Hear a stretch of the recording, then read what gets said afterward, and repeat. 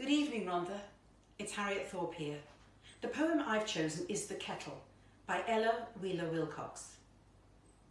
There's many a house of grandeur with turret and tower and dome that knows not peace or comfort and does not prove a home.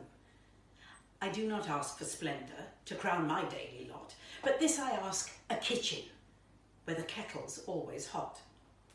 If things are not all shipshape, I do not fume and fret. A little clean disorder does not my nerves upset.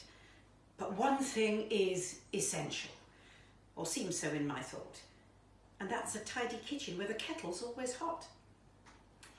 In my Aunt Hattie's household, though skies outside are drear, though times are dark and troubled, you'll always find good cheer. And in her quaint old kitchen, the very homiest spot, the kettle's always singing and the water's always hot.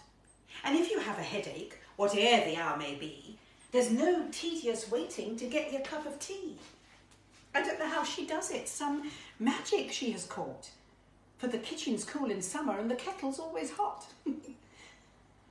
Ugh.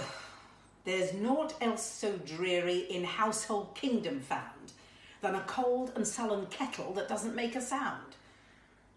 And I think that love is lacking in the hearts in such a spot, or the kettle would be singing and the water would be hot. Enjoy your cup of tea in your kitchen, Rhondda.